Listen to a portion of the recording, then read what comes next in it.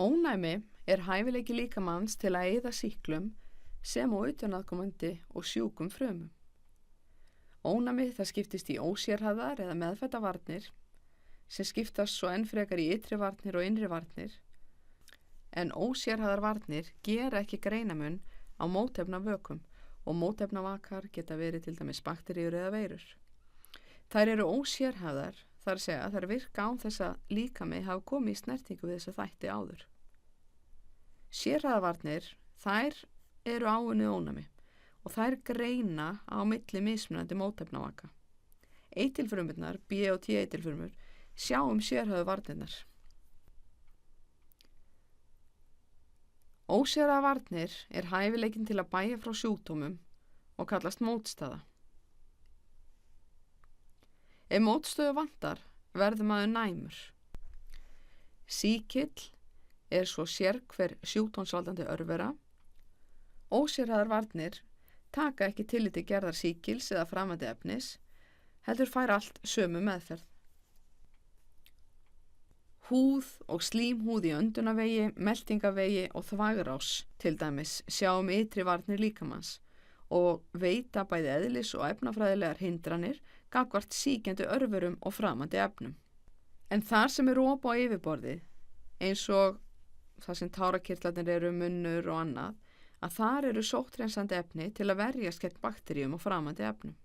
Ef við skoðum nána fýsísku þættina, að þá höfum við hérna húðina. Við erum með þétt lag af þekjufrumum og það er erfitt að komast í gegnum heilbrigða húð.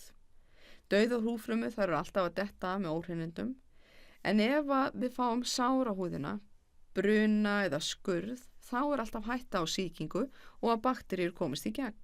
Slímið í slímhimnu í öndunarvegi og meltingavegi til dæmis og í þvagrás fangar óhreinindi og örverur sem festast við það. Í nefi er einnig hár sem fanga óhreinindi ásamt slíminu. Bifharður þekjuvefur í öndunarfærum gerir það sama. En ef það verður of mikið fyrir þennan sjálfvirkar hreinsibúnað okkar, að þá tökum við upp á því að hósta og hnerra. En það flýtir fyrir því að koma þessu öllu út. Við hóstum upp og kyngjum og sýklarnir fara í magan, þar sem magasýran eyðir þeim. Tár koma ef óhreinindi koma í augað, sem kemur í veg fyrir að þau setjast í augað, eða ef erting á sér stað.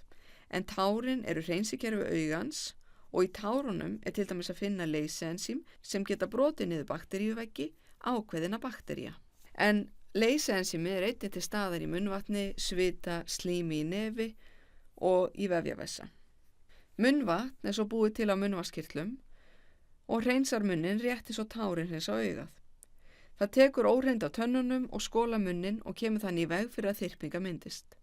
Þvagið flæðir svo út þvagrásina og hægðarlosun, niðurgangur og uppköst eru líka dæmi. En ef eiturefni og sýking kemst í þarmana, herpast sléttuvöðvar meltingavegarins harkalega saman sem veldur niðurgangi eða uppköstum sem flýtir því að skila út óæskilum efnum og bakteríum. Kemískir þættir, þar höfum við til dæmis húðfituna, en hún inniheldur ómettaðar fitusýrur sem hindra vöxt ákveðna sjúkdómsvaldandi baktería og sveppa. Sýrustig húðarinnar er svo í kringum pH 3-5, en það er að hluta til vegna seitunar og fitusýrum og mjólkusýru.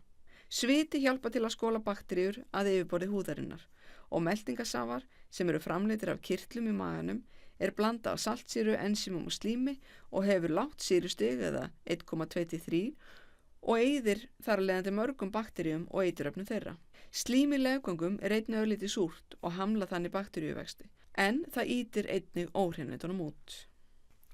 Ósérhæfðar innri varnir taka svo við ef sýkill kemst inn fyrir húð eða slímhimnur. Og þar ætlum við að fjalla örveru bælandi prótín, átfrumur og náttúrulega drápsfrumur, bólgu og sótthita.